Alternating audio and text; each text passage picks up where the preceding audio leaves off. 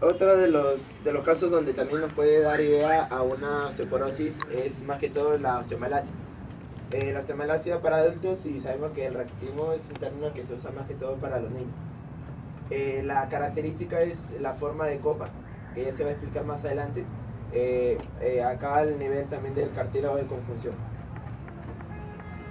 La osteomalacia es aquel trastorno donde está comprometida la mineralización defectuosa, pero siempre y cuando esta matriz ósea sea recién formada. Bueno, había mencionado ya que se reserva el término osteomalacia para los adultos y el término raquitismo para los niños. Las condiciones que van a ocasionar esta osteomalacia, al igual que la osteoporosis y la osteopenia, la deficiencia dietética de la vitamina D, una inadecuada exposición a los rayos ultravioleta. Hay que recalcar que este término de osteomalacia se detectó hacia el año 1400, donde en poblaciones caucásicas había niños que no estaban expuestos a los rayos ultravioleta. Aquellos niños que no estaban expuestos a estos rayos eran los que terminaban haciendo un cuadro de osteomalacia.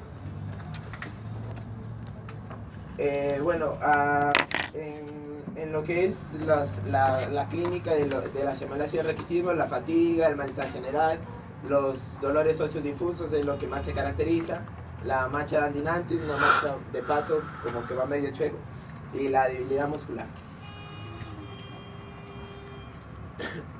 Imágenes de lo que es la osteomalacia. Este es el raquitismo y este es de la osteomalacia.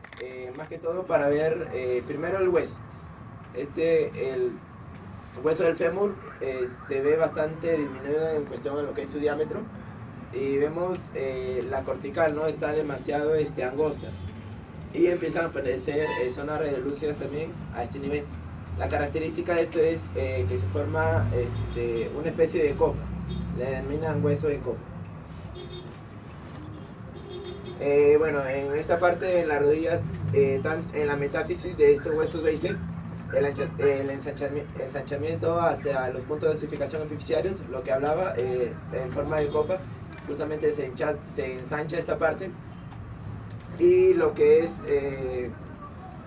la curvatura de los huesos, que también es importante para detectar lo que es la osteomalacia. Acá se ve con más claridad, ¿no? El excesivo adelgazamiento de la cortical, ahí se puede observar con claridad. Bueno, esta imagen sí no es muy clara, pero son los nódulos de osificación anormal en las uniones costales, ¿no? Que es más que todo el raquitismo para los niños. En cuestión de lo que es la osteogénesis imperfecta, bueno, es un caso más que todo genético. Se dice que no hay una prueba radiológica exacta para detectar esto, más que todo es lo que es la historia clínica, enfocado a los antecedentes familiares. Esta osteogénesis o osteogenia imperfecta, también conocida como enfermedad de los huesos en cristal, retrocede. Esta es la forma de los huesos en cristal. Hace que estos huesos se rompan, pero sin necesidad de golpe. En lo que era la osteoporosis, necesitaba un estímulo, tal vez un golpe, para que este hueso pueda fracturarse. En cambio, en la osteogénesis imperfecta no hay presencia de estímulo y el hueso se fractura. Algunos síntomas que se manifiestan en las personas que padecen la osteogénesis imperfecta, obviamente la malformación de los huesos, como habíamos visto anteriormente, una baja estatura, el cuerpo pequeño es importante, el diámetro del hueso disminuye también, las articulaciones que lo dominan laxas, las flojas que no pueden articular bien, los músculos débiles, y las escleróticas, esto sí es importante, torna un color oscuro, azul oscuro, morado o incluso hasta grises. La cara de forma triangular, bueno, la caja torácica en forma de barril, se hacen medios pocos anchos pero pequeños. La columna vertebral curva, los dientes quebradizos, también es importante, no solamente tiene la probabilidad de la fractura de huesos, sino también a los dientes quebradizos e incluso hasta a nivel de las articulaciones. Han llegado pacientes también hacia la sordera. Bueno, esta es una escoliosis asociada a lo que es la osteogénesis imperfecta. que ya después, bueno, mi otro compañero ya le tocará hablar exactamente de lo que es una escoliosis y los signos de gravedad. Bueno, lo que decía, ¿no? Los huesos se tornan más frágiles, más pequeños e incluso más delgados. Ya vemos que ni siquiera hay la calcificación justamente al nivel de estos huesos, ¿no? Cuando en la osteogénesis imperfecta, hablando un poco del tratamiento, se dice que en la terapia de bifosfonato cíclico, el famoso palminodrato, cuando se da este medicamento, lo que aparece es el signo de la cebra. Se dan tiras densas que se visualizan en la radiografía, ¿no? Y esto se debe más que todo a la administración en ciclos de esta terapia. Bueno, acá tenemos un pie osteopénico con los metatarsianos gráciles. Vemos la disminución de los espacios de los huesos del carpo. Y por allá el aspecto, ya el hueso ya no se ven mucho las calcificaciones, ¿no? Bien, con respecto a lo que son las metástasis óseas, más que todo es el paciente diagnosticado con cáncer. Se dice que lo primero que se realiza son radiografías para ver qué es lo que se encuentra. En la otra esa no se mezcla.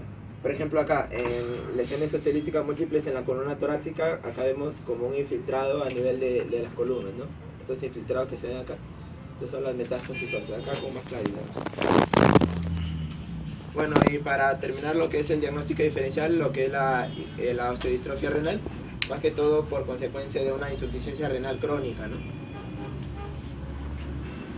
Bastante parecido a la osteoporosis, acá en un aspecto esponjoso le denominan al nivel de las epífisis, y también el adelgazamiento de la cortical que puede llevarnos a confundir con una osteoporosis. Bien.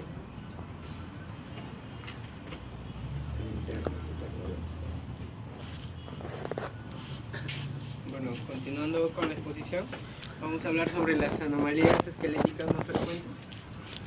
Bueno, la mayoría de las malformaciones no solamente van a manifestar de que la persona nace, ¿no? Como bien dice acá, la mayoría son de causas desconocidas, pero también se deben a otras malformaciones orgánicas, como ya vamos a ir viendo después, en el caso de la escoliosis. Ahora, las malformaciones óseas se da mayormente también en las extremidades, en los miembros tanto superiores como inferiores. Eso se da ya que ellos empiezan la osificación entre la 5ª y la 8ª semana de gestación. Ahora, hablar de malformaciones óseas no solamente quiere decir que sean tan visibles como el caso de la escoliosis o de una cifosis. Si bien la mayoría pueden presentar la mayoría de nosotros puede presentar una anomalía en el desarrollo óseo. Por ejemplo, lo más común es que, por ejemplo, las dos extremidades no lleguen hacia una misma distancia. En el caso de la etiología, como dije, puede ser diversa. La mayoría de ellas son de causas genéticas. Otras pueden ser de causa intrauterina, que generalmente es a partir de las 10 semanas. El efecto de sustancias tóxicas, como en el caso de la talidomide, que generaba amelia, focomelia. Causas vasculares puede ser por una mala irrigación durante el desarrollo, y una causa desconocida que es el 50% de todas ellas. Bueno, como resumen, para ir generalizando, entre las más frecuentes a nivel de la columna vertebral tenemos la tortícolis congénita, y lo que más resalta es a nivel de la columna es la esclerosis, como ya vamos a ir hablando más adelante, la escoliosis, perdón. En el caso de los miembros superiores, como dije anteriormente, pasó con la talidomida, va a haber una ausencia también de unas partes, ya sea del húmero o de toda la extremidad. Generalmente a nivel de la clavícula es que haya una plasia completa de la clavícula, puede también estar fracturada. Puede haber, como dice, una variación del número de dedos, polidactilia. En el caso de los miembros inferiores, pues generalmente lo que más se da son las malformaciones femorales, como vamos a ver después en la articulación coxofemoral con la displasia. Bueno, para empezar hablando de la escoliosis, todos sabemos que, como ya anteriormente he mencionado, que la escoliosis es una desviación de la cadera, ¿no?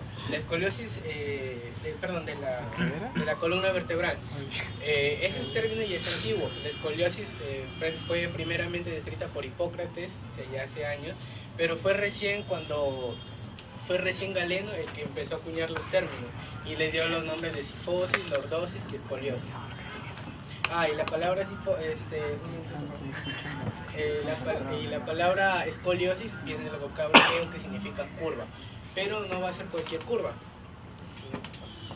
Curva no más bien. Bueno, como dije, todos sabemos que la escoliosis es una curva anormal de la columna vertebral, pero para poder decir que se trata de una verdadera escoliosis, la definición actual dice que a nivel del plano coronal tiene que exceder los 10 grados y tiene que haber un desplazamiento lateral del cuerpo de la vértebra que llegue a cruzar la línea media y regularmente se acompaña de un grado de rotación. Siguiente, como podemos ver, es una columna normal. Podemos ver que si trazamos una línea media va a pasar por toda por la parte media de la columna. Igual en el otro lado, trazamos una línea vertical desde las vértebras cervicales hasta las sacras y coxígenes. En el caso de la escoliosis, siguiente, podemos ver que en este caso la línea perpendicular no va a pasar por la columna en la parte torácica, ni por la lumbar tampoco. En el caso de una vista una vista de frente, por la vista dorsal, podemos ver que en esta parte la columna lumbar está desviada, cruza hacia el otro lado. Es ahí cuando recién se puede hablar de una escoliosis.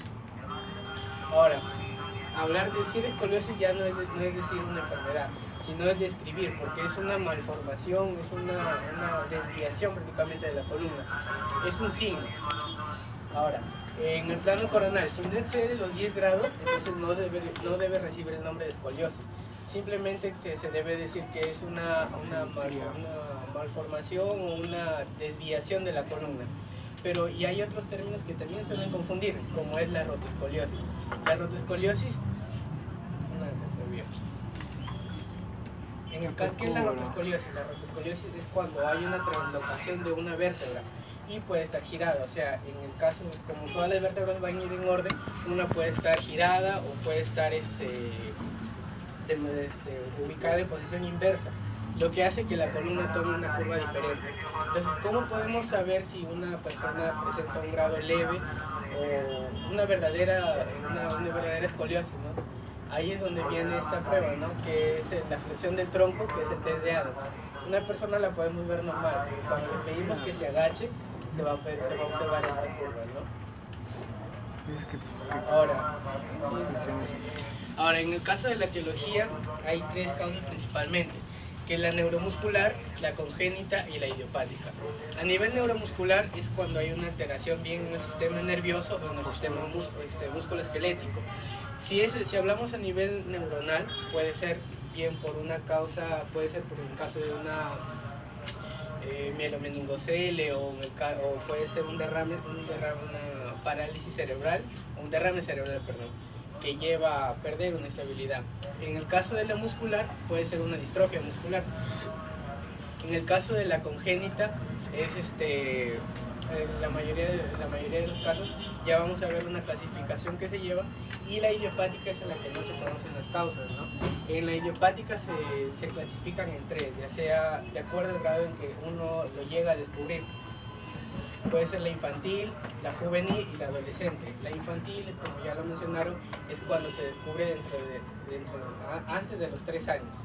La juvenil es cuando está entre los 4 y 9 años, y la adolescente es cuando es de los 10 años a más, siendo de las 3 la más común es la adolescente, que representa aproximadamente el 80-90% de los casos.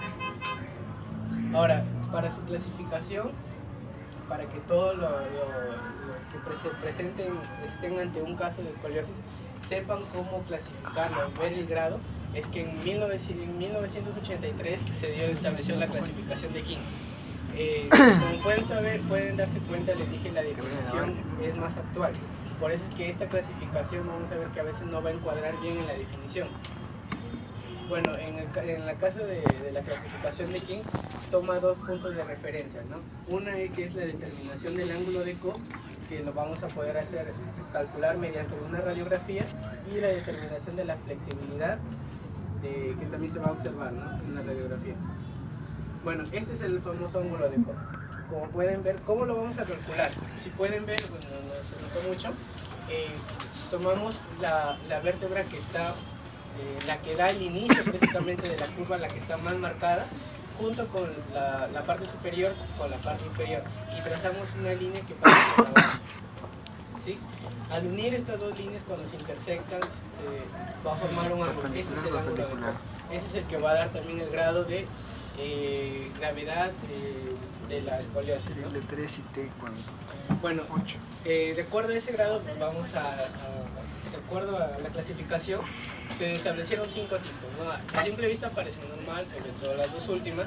Bueno, pero ¿cómo se clasifica? En el tipo 1 establece que tanto la curvatura de la torácica como la lumbar van a atravesar la línea media. Como pueden ver acá, pasa y pasa.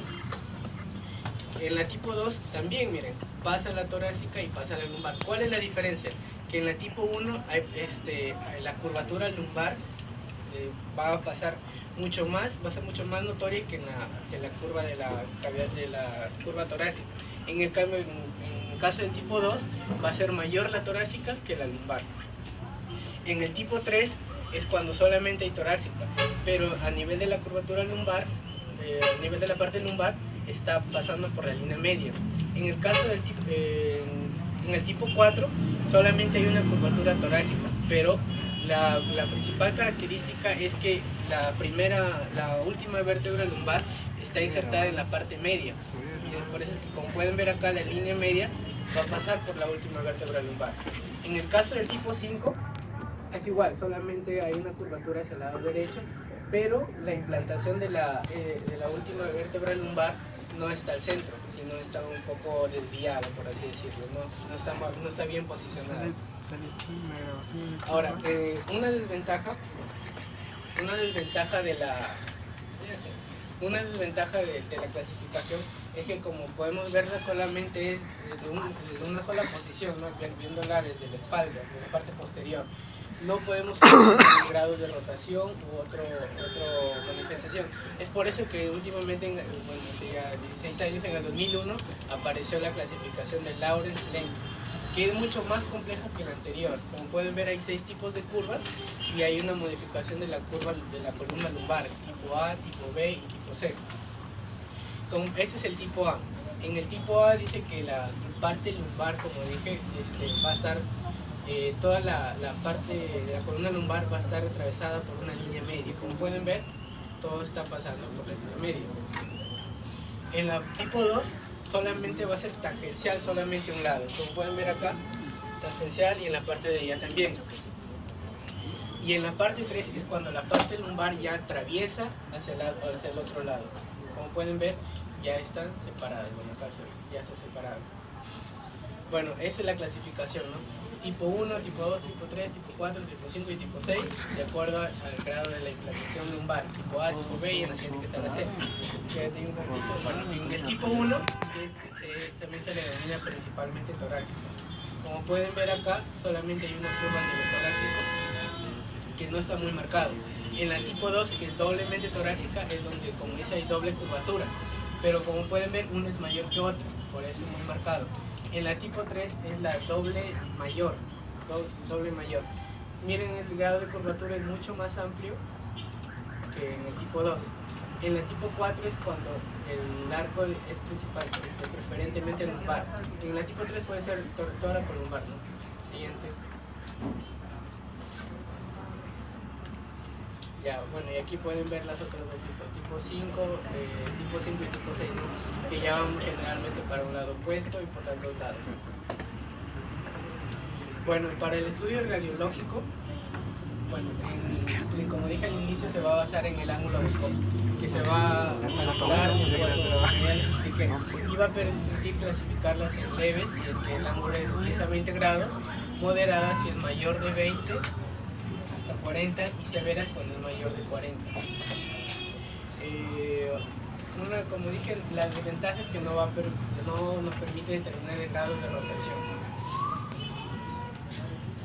Bueno, en caso de la resonancia magnética, solamente se va a utilizar, o preferentemente su uso se va a utilizar para determinar si es que hay un daño a nivel del canal raquídeo, ¿no?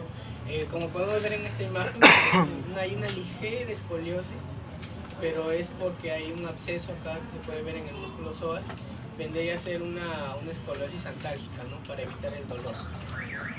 Y en el caso de la tomografía, que ya se utiliza para casos ya severos, y además es para que solamente es pedida por un especialista, no lo pide cualquiera, porque también hay un grado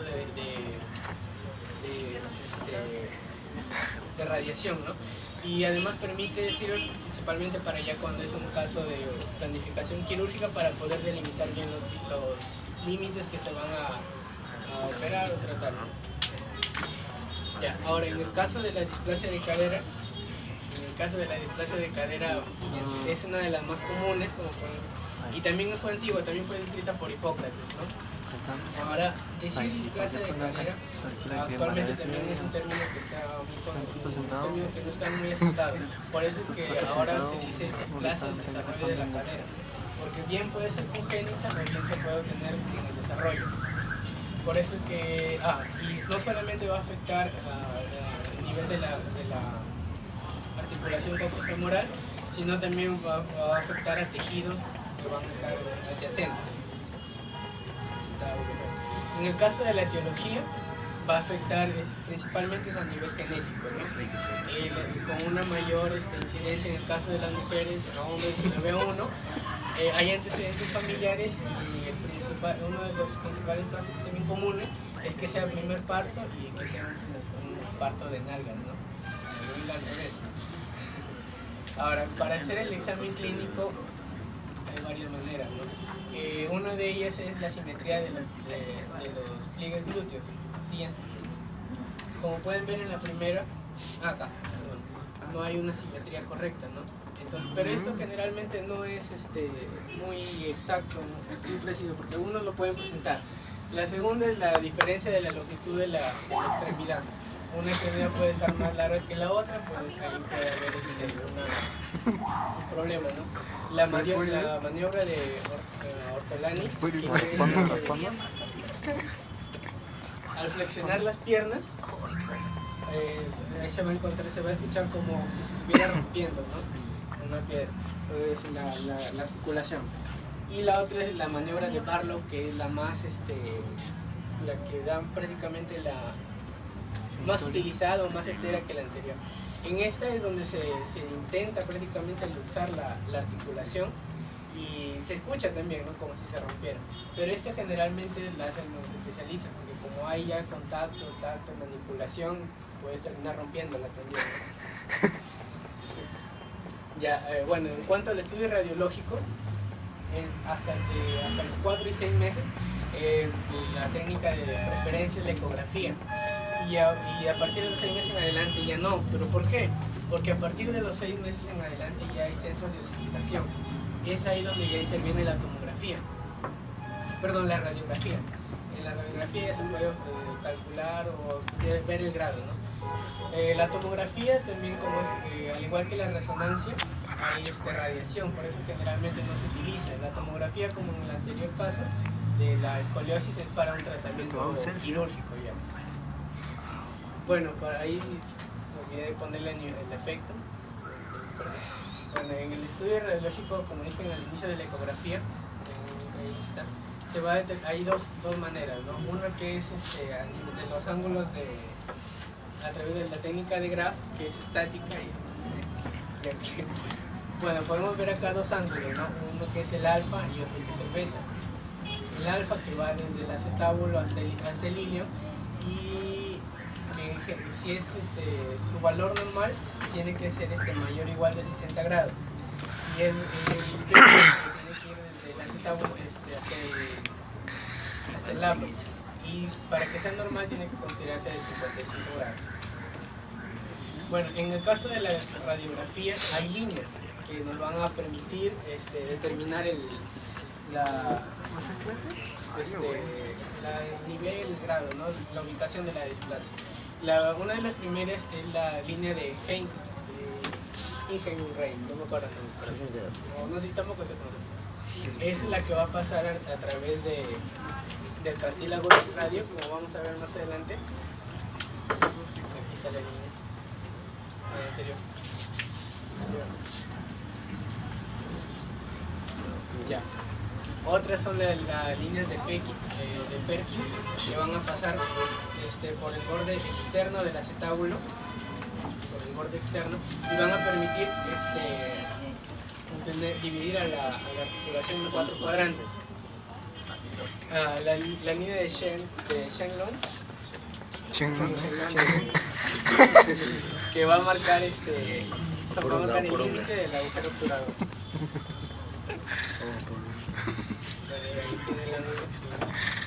Ahora, en el caso de la tomografía de resonancia, ¿para qué se va a utilizar?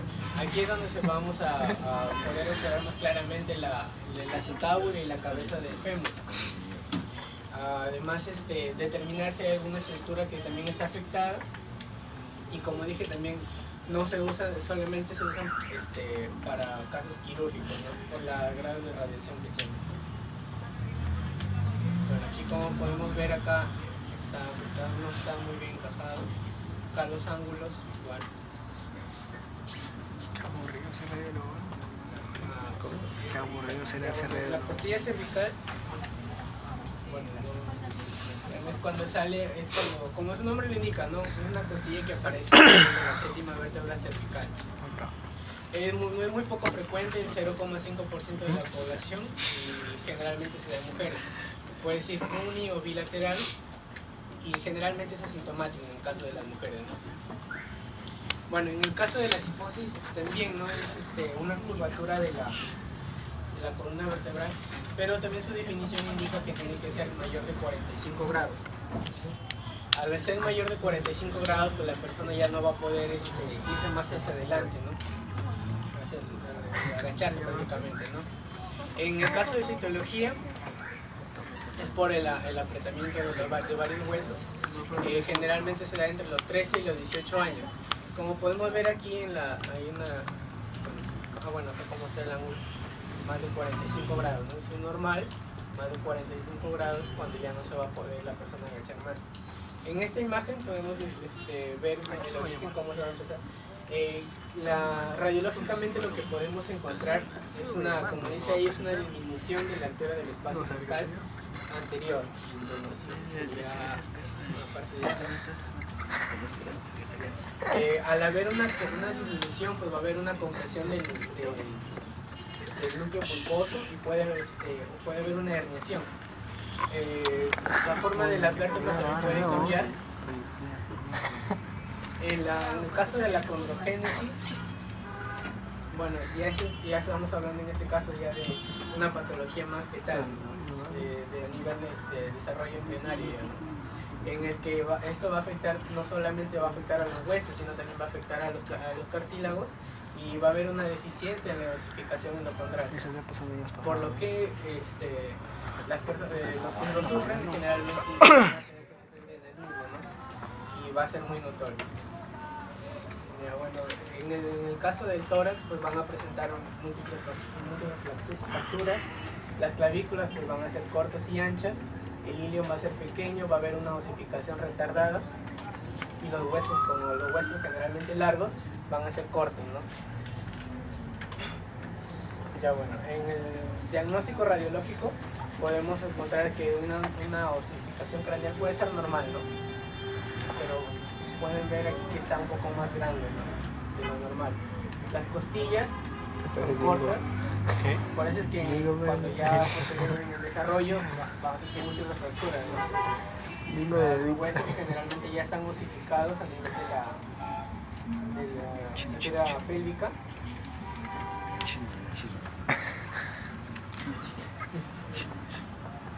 Ya bueno, eso es todo. Yendo del último para el primero, verdad que el grupo lo felicito, lo veo bien. El otro grupo yo no creo que sea mal, simplemente que de repente tiempo, resultado. doy una oportunidad para que mejoren el seminario del grupo 1, grupo anterior, ¿ya? Con todo lo que han tenido pueden mejorarlo y alcanzar más imágenes y texto. ¿Ya? Como les decía en el último tema, ¿no? Yo les pedí que hablen de escoliosis. Claro que su compañero ha hablado más de lo normal, o más de lo esperado, pero por bien, ¿no? Ya hablar de clasificaciones y entrar un poquito a la especialidad, digamos, ¿no? Pero bueno que lo sepan, ¿no? Pero yo me contento con que por lo menos sepan que existe un ángulo de COP y que el ángulo patológico es mayor de 10 grados. Para mí con eso es suficiente. Y que mayor de 10, mayor de 20, mayor de 40 son grados leve, moderado y severo. Para mí eso es suficiente. Porque el resto de repente es parte de... Y lo otro es cuando quieran examinar a un paciente con escoliosis, cuando quieran tomar una radiografía, exigirle al tecnólogo que sea descalzo. Sin zapatos tiene que tomar la radiografía para la escoliosis normal, ¿no? El volumen entero. Igual cuando examine, pedirle que saquen los zapatos y se acuesten. Flexión. Ahí van a ver la curva. La displasia también lo han mencionado muy bien, ¿no? Ecografía de cadera. Y hablar de ángulos también, ¿verdad? Eso lo hacemos nosotros en la práctica diaria, ¿no? Ángulo alfa mayor de 60, ángulo beta mayor de 55. Eso que se ve en la práctica, ¿no? Si considera un niño, ojalá el grupo que tengamos un niño lo hacemos en la práctica, para que vean, ¿no? Cómo se hace el diagnóstico de displasia. Chingo. Pero sí saber, ¿no? Que la indicación es hasta los 6 meses, de repente 7 meses de desplazamiento. Para adelante, radiología, porque el núcleo femoral ya no permite medir la triangulación. Y tomografía de resonancia sí, pues para otra cosa. Su compañero anterior mencionó sobre la osteoporosis y el diagnóstico diferencial. Hablaste de la osteogénesis imperfecta. Tengo una pregunta. ¿La osteogénesis imperfecta se puede sospechar o diagnosticar intraútero? Si no lo saben, no te sientas mal. Yo lo vi en una oportunidad y a partir de ahí comencé a revisar, ¿no? Hay 4 tipos de osteogénesis imperfecta. Sí se puede sospechar que el niño viene con osteogénesis imperfecta cuando uno está evaluando al esqueleto intraútero y ve una fractura. Si ve una fractura del fémur intraútero haciendo la ecografía, la primera sospecha es osteogénesis imperfecta. O sea, sí se puede diagnosticar intraútero. Clínicamente, ¿cómo están las escleras de una osteogénesis imperfecta? Las escleras, ¿cómo son? ¿Qué color son? Azul. Sí, generalmente son azules las escleras. En el cráneo, ¿qué otro hueso aparece y te hace pensar en osteogénesis imperfecta? La presencia de los huesos sesamoideos. Entre las suturas ya no debe haber un hueso más, salvo el hueso de los incas que aparece ahí, que le llaman el hepactal. Pero en la osteogénesis imperfecta hay más huesecillos supernumerarios. Bueno, y los niños de cristal que se fracturan cada rato, esos niños se fracturan todos los huesos, se arquean, tienen fracturas múltiples. Hablate de la osteodistrofia renal. Hay un signo característico de la osteodistrofia renal en los cuerpos vertebrales. Me parece que no lo has mencionado, pero es el clásico cuando uno ve el signo de la camiseta de rugby. En los pacientes con osteodistrofia renal, sin duda que es una osteodistrofia renal. De repente faltó esa parte de recalcar. No sé si tuvieran alguna pregunta o algo que quieran complementar. La línea iluminada es la que está, ¿puede pasar a la primera plana? Es la que está en el reborde del hueso. Los pliegues también. Pregunta para su compañero que mostró los pliegues. Es importante esto porque lo van a ver. Bueno, yo al día veo muchísimas caderas por ultrasonidos y siempre una indicación del pediatra es asimetría de pliegues. Pregunta, de los niños que tienen asimetría de pliegues, ¿cuántos creen que van a tener displasia de cadera? Así, ¿ah? No, pero el caso de como mencioné, que la asimetría no es un signo fidedigno de la... Claro, por eso la pregunta, de 100 niños con asimetría de pliegues, a los 100 le hacen la ecografía me conviene porque gano más, ¿no? Y a los 100 ecografía ya tengo algo. Pero de esos, ¿cuántos va a coincidir con displasia de cadera? ¿Quién quiere opinar? ¿El grupo? ¿Quién quiere champear? 5. ¿Qué porcentaje? 5, 3%. Sí, 5, 10%, 15, o sea, es bajo, ¿no? Pero se le hacen esos pruebas, ¿no? al hacer simplemente le haces así o lo levantas la parte posterior y esa asimetría. Pero ya entre 100 diagnosticas uno tempranamente. ¿Qué prefieres? ¿Que se te pase y esa niña toda la vida sea con problema de cadera o que lo detectes a tiempo, ¿no? Mejor le pides su ecografía. No se irradia, el radiólogo gana un poquito más. Y diagnosticas a tiempo, ¿no? Porque sabes que dentro de 100 que vas a pedir, por lo menos unos 5 lo vas a diagnosticar a tiempo. Porque displasia de cadera que se diagnostica a partir de los 6 meses ya es complicado, ¿no? Es complicado porque imagínense ya esa cadera, ese acetábulo ya no se formó. Y lo más riesgoso es que el acetábulo, con la cabeza femoral que todavía es cartilaginosa, prácticamente es el acetábulo, es la cabeza femoral la que va formando al acetábulo. Por eso que es muy dañino. El niño debe estar así, con las piernas abiertas. Mientras más en abducción es mejor. Pero cuando cometen el error a los niños de pegarlo y envolverlo todo, para que no se muevan, ahí lo están dañando la cadera. Porque prácticamente está originando un barlo, ¿no? Hay un ortolani que es hacia adentro, el clic es hacia adentro y el barlo lo haces hacia afuera, ¿no? El ortolani es un examen bien fácil, no es nada difícil. Sería bueno que lo practiquen los que tienen algún hermanito, un niño. Cogen ahí cuando escuchan un clic, no, acá hay sospecha de una displasia. Inmediatamente ultrasonido y diagnostican a tiempo. Y lo que les dije también, la proporción de mujeres a hombres siempre es más, 8-1, 7-1. Tú dijiste 9-1, hay reportes de 10-1, de 5-1, pero siempre es más la mujer que los hombres, y lo importante de la posición, ¿no? Ya, entonces, ¿qué más quería? Sigue.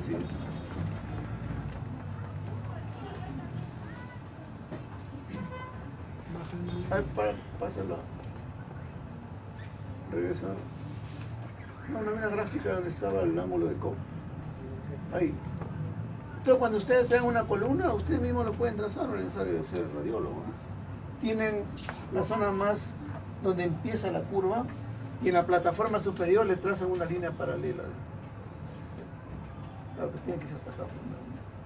Y donde termina la curva, donde aparentemente termina la curva acá, en la plataforma inferior le trazan otra línea y miden el ángulo, ¿no? Más de 10, más de 12 dicen otros, ¿no? Y hay escoliosis y tiene que ir monitorizando para que no llegue a este extremo que tengan que operarlo, colocarle barras, ¿no? El ángulo de Cobb. Como yo me contento con eso, creo que se cumple un objetivo del curso, que sepan que el ángulo de Cobb se puede trazar fácilmente, que los valores son más de 10 y que se puede hacer 10, 20, 40, leve, moderado y severo, ¿no? La próxima. Y la displasia ya les mencioné la displasia. ¿Qué más hay que recalcarse?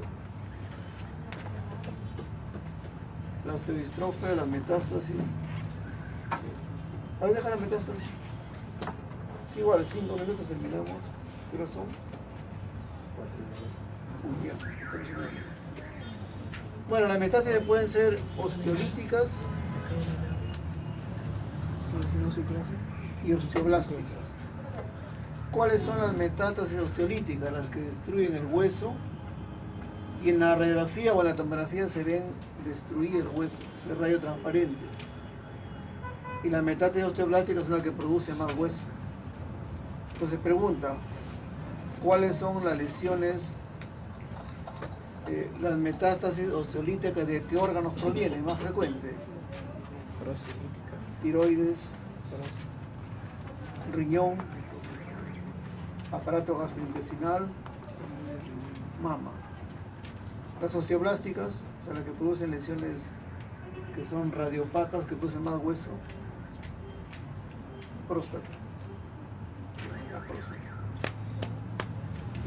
Entonces, cuando ustedes vean, se enfrenten a una lesión osteolítica, ¿en qué pensarían? Entonces ya tienen la visión de osteolítica. Ahí voy a descartar su tiroides, ahí voy a ver cómo está su riñón, ahí voy a ver cómo está su aparato gastrointestinal, estómago, cómo está la mama. La mama, recuerden que afecta a la columna y al hígado. A la columna y al hígado. La mama puede ser lítica, blástica o mixta. Y así de la otra.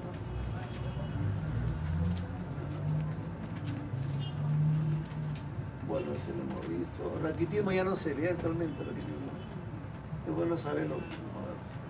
Igual acá en la densitometría ya saben muy bien esto que es la densitometría ósea, los grados. Que también esto lo da la máquina, ¿no?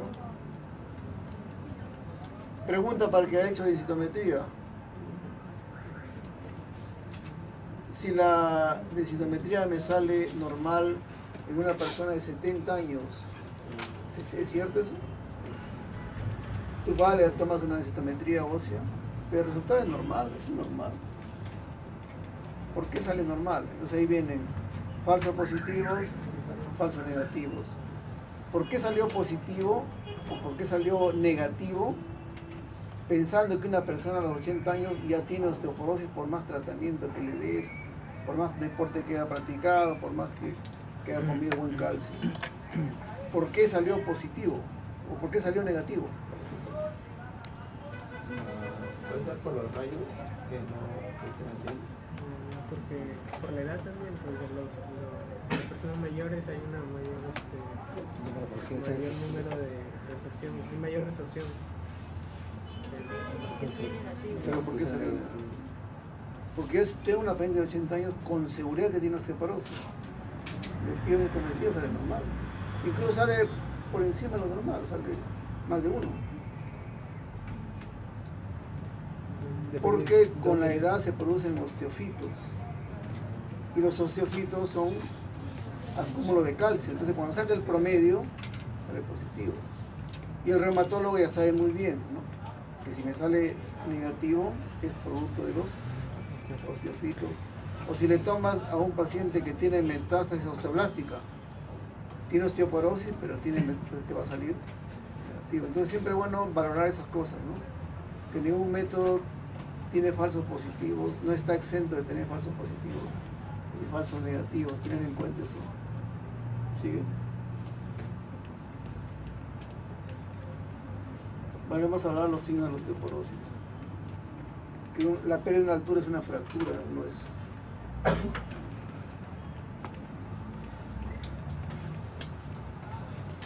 Bueno, es importante conocer la fisiopatología de la osteoporosis. Hay situaciones, ¿no? Siempre el equilibrio, ¿no? Se produce 100, se reabsorbe 100. Es normal. Se produce 100. El osteoblasto está bien. El osteoclasto está trabajando más de lo normal. Hay osteoporosis. Solamente esa será la condición para que haya osteoporosis. Que la reabsorción supere a la formación. O habrá otra condición que le da osteoporosis. Puede ser que la resolución esté normal, los osteoclastos están trabajando normal, pero la producción es menor. No siempre tiene que estar.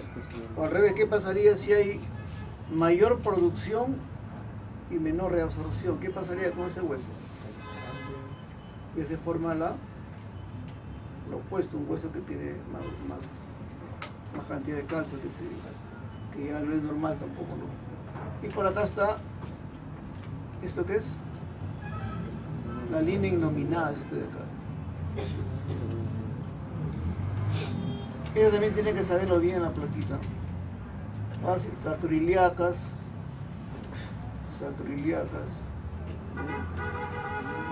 Es el sacro. Acá hay unos triángulos, miren estos triángulos que están por encima El acetábulo siempre son radiolúcidos. Los triangulitos ven acá radiolúcidos. El espacio articular, esta aparente erosión, esta hendidura, ¿a qué corresponde? En la cabeza del fémur hay una... a la fobia. Fobia. Ver el ángulo, faltó ver los ángulos normales. La espina ilíaca antero superior, antero inferior.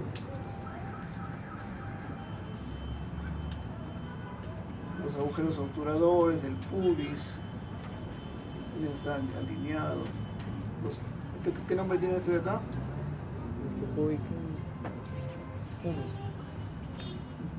Acá, abajo.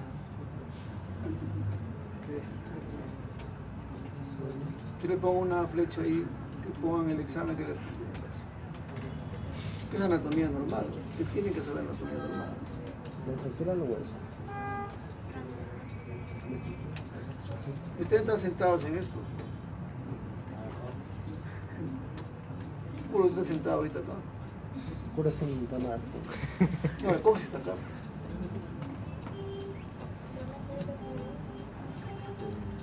Acá tiene que saber cuál es el ilion, cuál es el isquion, cuál es el pubis. Todo se divide acá. El ilion termina acá, ¿está bien? El pubis viene desde aquí y termina acá. Y de acá viene el isquion. Entonces esta es la tuberosidad isquiática. Las tuberosidades isquiáticas acá, que justamente ahí se insertan los tres músculos isquiotibiales. Las tuberosidades isquiáticas. Ya creo que ya terminamos.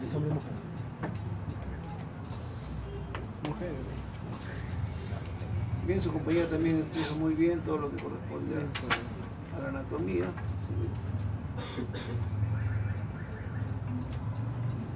Bueno, me le envían por favor esas creo que le envían a correo, ¿no? Para poder. Bueno, gracias a todos ustedes.